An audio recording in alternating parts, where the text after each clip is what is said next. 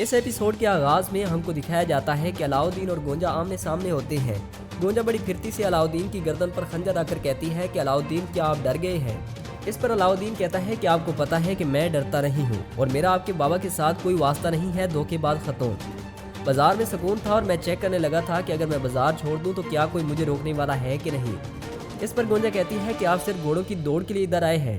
फिर अलाउद्दीन कहता है कि शायद मैं इस दफ़ा घोड़ों की दौड़ में आपको शिकस्त दे दूं, लेकिन इस बार तुम कोई चाल नहीं चलोगी, चालबाज खतून। इस पर गोंजा गुस्से से कहती है कि अगर मैं इस दफ़ा जीत गई तो आप मुझे धोखेबाज चालबाज नहीं कहेंगे। इसके बाद अगले सीन में हमें देखने को मिलता है कि गोंजा और अलाउद्दीन खुशगवार मूड में घोड़े दौड़ा रहे होते हैं। दूसरी जानिब रैफ के किला में उस्मान बे बाला खातून और अपने साथियों के साथ मौजूद होते हैं तो बुरहान उस्मान से कहता है कि खुफिया रास्ते मालूम करने के लिए जंगजुओं को दाखिली रास्ते पर तैनात कर दिया है और खजाने को यकूब बे ने नहीं छेड़ा। इसके बाद उस्मान बे जाने ही लगते हैं तो संजाकसेस कहता है कि आपको फतह मुबारक हो उस्मान बे। इसके बाद बाकी संजाकसेस भी उस्मान बे की तारीफ और दाद देते हैं। इसके जवाब में उस्मान बे कहता है कि आप लोगों को भी खून बहाए बगैर माल गनीमत मिल गया। तो संजाकसेस कहता है कि हमें माल गनीमत नहीं चाहिए उस्मान बे। इस पर उस्मान बे कहते हैं कि क्या आप सरदार के हुक्म की मुखालफत करते हो।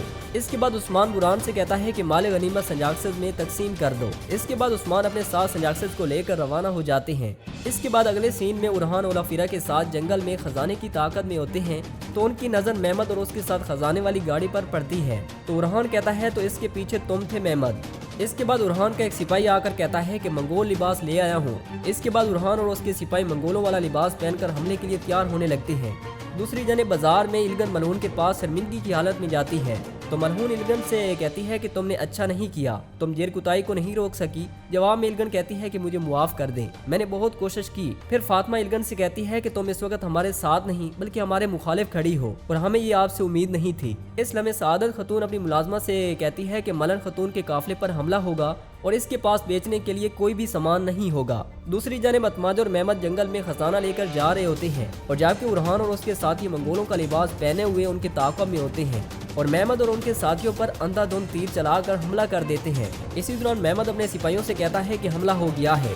उरहान बड़ी महारत से तीर और आग के गोलों से मेहमद और उनके सिपाहियों को शिकस्त दे रहे होते हैं। इसके बाद उरहान आग वाले गोले फेंक देते हैं और मेहमद के साथियों को तीर लगने शुरू हो जाते हैं और इसी दौरान खजाने का घोड़ा गाड़ी चलाने वाला सिपाही भी इस हमले का शिकार हो जाता है। ये देखकर मेहमद कहता है कि सिपाहियों खजाने की हिफाजत करो और मेहमद खजाने वाली गाड़ी के पास भाग कर जा रहा होता है। उरहान के सिपाही बड़ी महारत से धमाका करते हैं और मेहमद भी इस लड़ाई में शदीद जख्मी होकर गिर जाता है। दूसरी जानिब उस्मान बे बाला और संजाकसेस के साथ जंगल में रवां दवां होते हैं। दूसरी जानिब अतमाजा मेहमद से कहता है कि हमें पीछे हटना होगा तो मेहमद कहता है कि मैं खजाना छोड़कर नहीं जा सकता। इस लम्हे मेहमद दोबारा खजाने की तरफ बढ़ता है तो उरहान का तीर मेहमद की टांग में पिवस्त हो जाता है। फिर भी मेहमद नहीं रुकता तो उरहान उसके बाजू में तीर मारता है। काफी तीर लगने के बाद शदीद जख्मी हालत में मेहमद घोड़ा गाड़ी के पास पहुंच जाता है। ये देखकर उरहान एक और तीर छोड़ता है जो मेहमद के सीने में जाकर पिवस्त हो जाता है। इसके बाद उरहान और उसके सिपाही मेहमद और उसके सिपाहियों पर टूट पड़ते हैं और उनको अपनी तलवारों के जलवे दिखाते हैं। तब उरहान मेहमद के पास पहुंचकर उसको घोड़ा गाड़ी से फेंक देता है और उन दोनों का आपस में मुकाबला होता है। इस दौरान होलोफीरा वहां पहुंचकर सारा मंजर देखने लगती है। लड़ाई के दौरान मेहमद उरहान का निकाह उतारने की बहुत कोशिश करता है कि पता चल सके कि ये कौन है, लेकिन नाकाम रहता है। इस लम्हा उरहान के सिपाहियों को हावी देकर अतमाजा अपने सिपाहियों से कहता है कि हम पीछे हट रहे हैं और उरहान मेहमद को मार मार कर उसका बुरा हाल कर देता है और बिल आखिर उरहान बड़ी समझदारी और बहादुरी से वहां से सोना लेकर जाने में कामयाब हो जाता है। इसके बाद हम देखते हैं कि जंगल में उस्मान बाला खतून और उसके साथी अपनी मंजिल की तरफ रवां दवां होते हैं तो उनकी मुलाकात एक बहुत बड़े अजनबी काफिले से होती है जो तुर्क लिबास में मलबूस होते हैं। उस्मान और उस काफिले के कमांडर के दरमियान सलाम दुआ होती है तो वो शख्स उस्मान को इस नाम से पुकारता है तो उस्मान बे कहते हैं कि आप तो हमें अच्छी तरह जानते हैं लेकिन हम आपको नहीं जानते, आप कौन हैं और कहां से आ रहे हैं। उस शख्स के जवाब देने से पहले ही झाड़ियों से छुपे सलेबी सिपाही उनको घेरना शुरू कर देते हैं।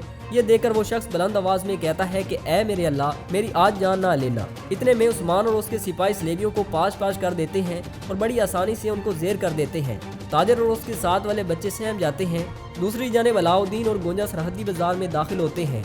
अलाउद्दीन मलन खतून के पास जाकर बताता है कि मैं यकूब बे का पता नहीं लगा सका। इस पर वहां मौजूद एक सिपाही कहता है कि यकूब बे ने लैफ के किला फतह किया और उस्मान साहब के हवाले कर दिया। ये सुनकर मलन और अलाउद्दीन हैरान हो जाते हैं। इसके बाद मलन खतून अलाउद्दीन से कहती है कि आज रात आप यहाँ हैं तो कलीन कारवां आपकी अमानत है।